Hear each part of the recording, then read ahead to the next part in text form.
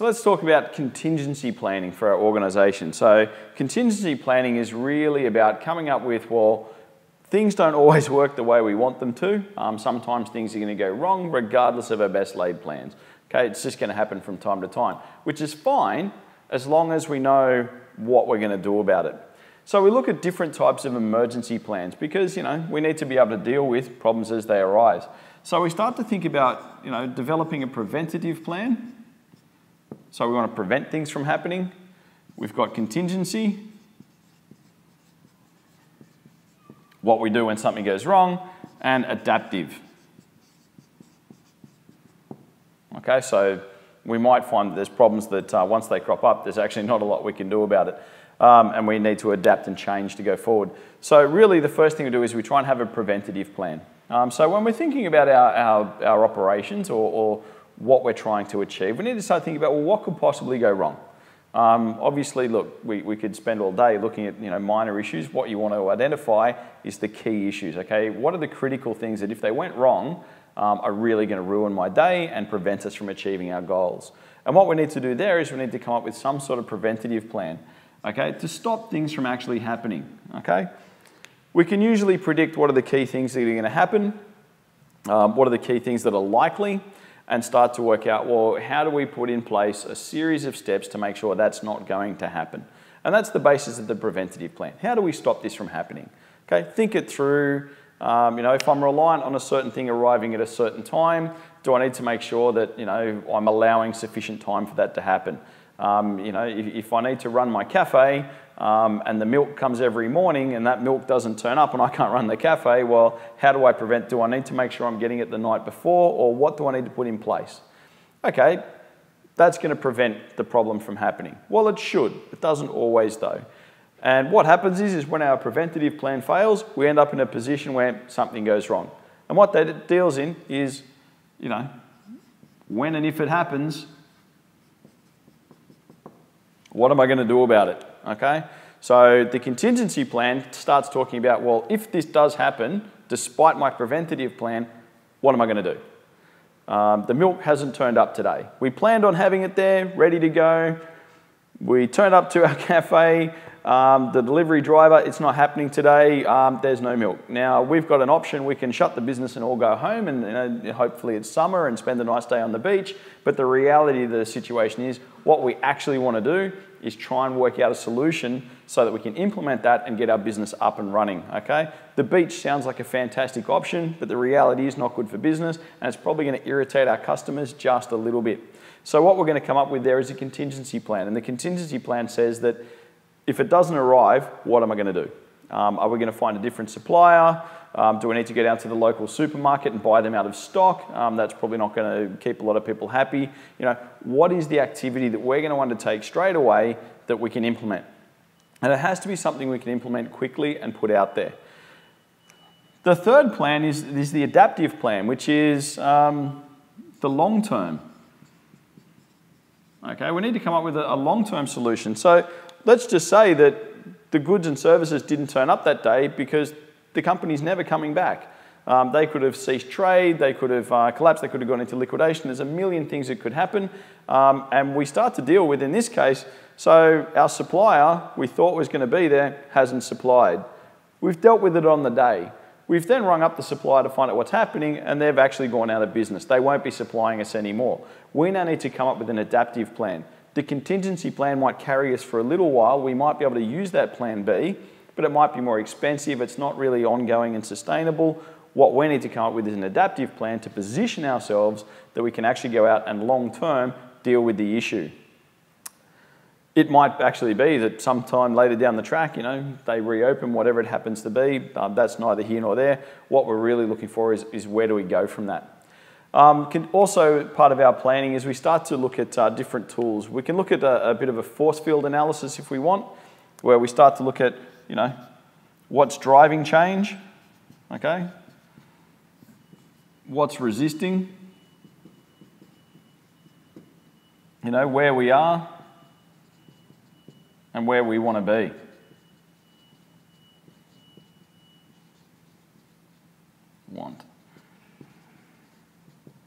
Okay, and what we're doing with that one is we're starting to look at what are the factors that are helping us go forward? Okay, so we know where we are, we know where we want to be. What we start to do is identify, well, what's driving it? So what are the things working in our favor and what can help us, and what's going against us? Okay, so what are the most significant driving factors? Okay, what are the key things that are going to get us to where we want to be, and what's preventing us from getting there? Okay, so what's resisting? So these we can try and promote the things that are helping us. Here what we're going to try and do is we're going to try and get out of those issues that are really stopping us and starting to move forward. Okay, so this point in here, this middle bit is called equilibrium, and we want to be able to move ourselves in the direction we want to go. So think about how that's going to implement.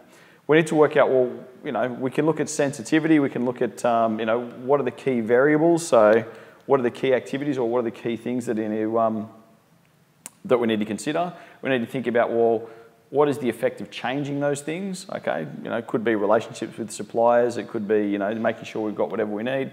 What's going to be the effect of changing that?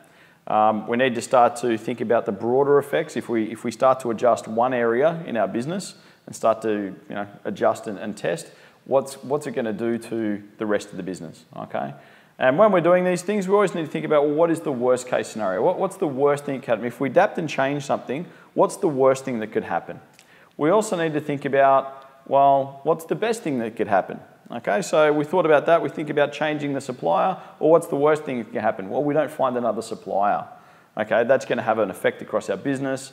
That's going to, cut down our ability to satisfy our customers' demand. We need to think about that very heavily. On the other hand, the best opportunity might be is we might find a cheaper supplier. We might find one that can actually provide a better quality of goods at a better price. But then we also think about, well, what's the most realistic scenario? And the realistic scenario could be that, hey, look, this is the most likely thing that will happen, and the most likely thing that will happen is we go looking for another supplier, we'll find one. Where it goes from there, as we say, we need to check and make sure that everything's, doing what it needs to do. We need to make sure they can still deliver and carry out the goods or carry out the timetable they say they can, because that's obviously going to start to have impacts on our business, and we need to think about what those impacts are, because if things change, we need to come up with new plans to adapt and adjust to that. Okay, so once again, we need to really think carefully about who or what we've got. We need to think carefully about what can go wrong. We need to think about, well, how do we stop those things from happening? We need to think about, well, if something does happen, what am I going to do about it? And if I can't recover or change it, it's not going to go back to the way things were, how am I going to adapt to that in the long term? I need to think about, well, what forces are driving my problems or taking us to where we want to go? What things are resisting us or creating problems for us rather? So these are the things working for us, those are the things working against when we start to look at where we want to go. And what's it going to mean as we start to remove or adjust those things? Okay, what's the impact of changes we make? Obviously, with all of our contingency plans, one of the key aspects that people don't talk about a lot is making sure they're well communicated. To make sure that the people who are the decision makers and the people working with you and for you understand what to do when something goes wrong. Okay, make sure that any contingency plan is well communicated to your people, because when things go wrong at 3 o'clock in the morning, do you always want to get a phone call, or do you want them to know what to do when it goes wrong and they can just carry it out? Obviously, particularly the contingency plan, the faster a decision is reached, the quicker that can be implemented, and the quicker your problem starts to get solved and dealt with. If people leave things for hours and hours and hours, or days and days, or even weeks, it can actually have a whole range of secondary consequences continuing to stack up. So make sure your people know what to do when things go wrong. The adaptive plan obviously is something you can deal with at the time once the full facts are known, but this becomes very quickly, if this happens, do this. If that happens, do that. And that way they understand what to do, when to do it. You've got some sort of decision already made, and then people aren't trying to make complicated decisions at 3 o'clock in the morning when they're panicked, they're under stress, they're tired. There's a whole range of problems going on.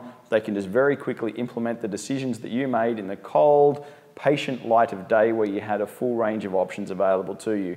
No one wants to come up with a great idea under the pump at some inopportune time when things are going wrong. The best decisions are made when people are calm and can really think about, if this happened, what would I really want to have happen? And once again, consult with your people, work with your people, come up with some good workable solutions, be ready to prevent problems, deal with them when they arise, and think about the long-term implications. And as long as you've got that in place, you'll have some sort of contingency planning and everything should go well.